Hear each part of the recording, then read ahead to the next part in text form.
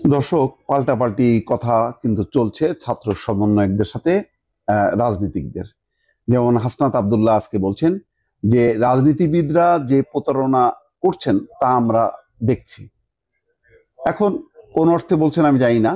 যদি এখন যারা আন্দোলন করলেন সবাই মিলেমিশে সেই শক্তিকে যদি এর মধ্যে অন্তর্ভুক্ত করা হয় তাহলে এটা মনে হয় যে আবার কিন্তু কথার জন্ম নেবে। এর আগে একটা কথা নিয়ে নাহিদ ইসলামের একটা কথা নিয়ে কিন্তু জবাব দিয়েছেন যে নাহিদ ইসলাম বলছিলেন যে রাজনীতিবিদরা শুধু নির্বাচন চায়, তারা সংস্কার ব্যাপারে আগ্রহী না এবং অন্তর্বর্তী সরকারকে ব্যর্থ করতে চায়। উপদেষ্টা রেজওয়ানা বলেছেন যে 53 বছরে সংস্কার যদি করতে তাহলে 53 বছরে তারা কি করলেন। এইসব প্রশ্ন যখন আসছে উপদেষ্টাদের কাছ থেকে, আবার হাসনাত আব্দুল্লাহ তাদেরই একটা অংশ, তিনি আবার এই কথাটি বললেন যে রাজনীতিবিদরা যে প্রতারণা করছেন তা আমরা দেখছি। তো এইগুলো কথাগুলো যখন আসছে তখন কিন্তু পাল্টাপাল্টি জবাব তৈরি হচ্ছে এবং জবাবও কিন্তু হচ্ছে। এবং মির্জা ফখরুল ইসলাম আলমগীর সহ অনেকেই রিয়াক্ট করেছেন। তারেক রহমান পর্যন্ত বলছেন যে নির্বাচনের কথা শুনলেই উপদেষ্টাদের মধ্যে অস্বস্তি দেখা যাচ্ছে। তো আজকে যে সর্বশেষ কথাটা হাসনাত আব্দুল্লাহ, এটা হলো এরকম যে রাজনীতিবিদরা আমাদের সঙ্গে যে প্রতারণা করছেন এটা আমরা দেখছি। আমরা যেভাবে অতীতকে বর্তমানের কাঠগড়ায় দাঁড় করাচ্ছি, ঠিক একইভাবে আপনাদের বর্তমান ভবিষ্যতে অপরাধ হিসেবে বিবেচিত হবে। সোমবার বিকেলে ঢাকা বিশ্ববিদ্যালয় ছাত্র শিবিরের 47, 71, 24 আমাদের বিজয়ের পথক পরিক্রমা শীর্ষক আলোচনা সভায় তিনি এই কথা বলেন। হাসনাত বলছেন, আমাদের বর্তমান রাজনীতিবিদ যারা রয়েছেন আপনারা সংসদ ভবনমুখী হচ্ছেন, শীঘ্রই হবেন, যাবেন, মিনিস্ট্রি দখল করবেন, গাড়িতে পতাকা উড়াবেন, কোনো সমস্যা নেই। আমরা রক্ত দিয়েছিলাম যেন আপনাদের যাদের গাড়িতে পতাকা ওঠার যোগ্য তারাই আসে। তবে আপনারা আমাদের সঙ্গে যে প্রতারণা করছেন এটা আমরা দেখছি। এটাও তো অভিমানের কথা বোঝা যাচ্ছে যে ঠিক আছে আপনারা সংসদ যাবেন, আপনার মিনিস্ট্রিতে যাবেন, গাড়িতে পতাকা উঠাবেন, সমস্যা নেই, আমরা রক্ত দিয়েছি এবং আপনাদের সঙ্গে যেই প্রতারণা হচ্ছে সেটা আমরা দেখছি।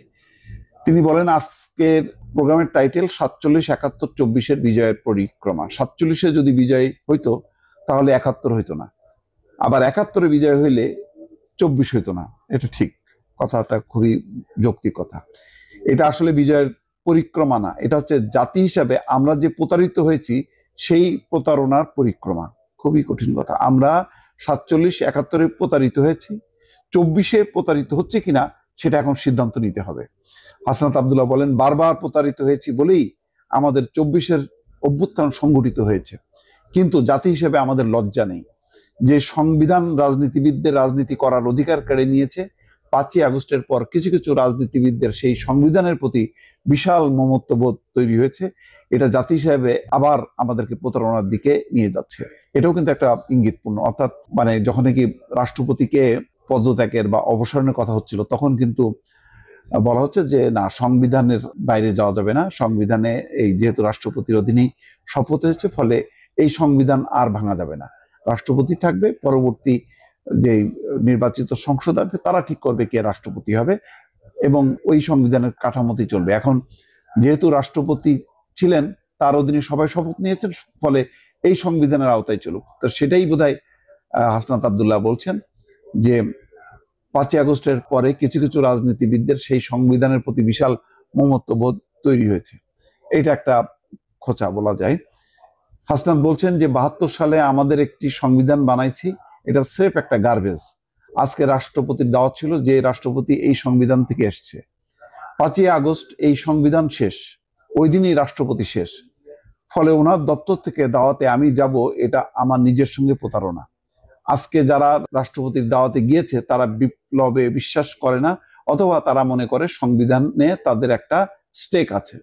72-এর সংবিধান বিদেশ থেকে আমদানি করা মন্তব্য করে হাসনাত বলছেন, গণপরিষদ করা হলো, বিদেশে ঘুরতে গেলাম, জনগণকে রিসার্চ করলাম না, জনগণের সঙ্গে কথা বললাম না, বিদেশ থেকে এখানে ইম্পোর্ট করলাম, এটা এভাবে প্রতারিত হয়েছে বলেই 24-এর অবতারণা হয়েছে। যাক, খুবই গুরুত্বপূর্ণ কথা তিনি বলছেন যে সবাই বিএনপি নেতা ইশরাক হোসেন, জাতীয় নাগরিক কমিটি নাসিরুদ্দিন পাটোয়ারি আসার কথা থাকলেও তারা আসেননি। যাই হোক, এখানে অনেকগুলো যুক্তি আছে হাসনাত আব্দুল্লাহ। এখন এই যুক্তিগুলি, তর্কগুলো, এগুলি এক টেবিলে বসে করে মীমাংসা করলে ভালো হতো। এখন যার যার অবস্থানে তারা অনড় আছে। বিএনপি যেমন চাই সংবিধান যেভাবে আছে নির্বাচন হয়ে যাক, বাকিটা তারা করবে। আবার তারা বলছেন যে না, ওই যে বলছেন যে 5ই আগস্টের সরকার শেষ, হাসিনা শেষ, রাষ্ট্রপতিও শেষ। কিন্তু তখন প্রশ্ন হলো যে তাহলে তখনই কেন দাবিটা তোলা হলো না যে না, এই রাষ্ট্রপতির অধীনে শপথ নেওয়া যাবে না? এখন তারা যাবেন না, কিন্তু তাহলে শপথ কেন নেওয়া হলো? তখন কেন প্রতিবাদটা আসলো না? তখনই কেন বলা হলো না যে ঠিক আছে, চলেন আমরা জনগণের সামনে, যে জনগণের সামনে দাঁড়িয়ে শপথ নেই, রাষ্ট্রপতির সব বাদ। ফলে ভুল আছে এখন, এবং এর ফলে এক ধরনের বিভক্তি আছে। সুতরাং এই বিভক্তিটা কাটবে কিনা এখনো পর্যন্ত বলা যাচ্ছে না। এই বিভক্তি শেষে মানে বিরোধ এবং সংঘাতের রূপ নেয় কিনা, দর্শক, এটাই এখন ভাববার বিষয়। ভালো থাকবেন। আল্লাহ হাফেজ।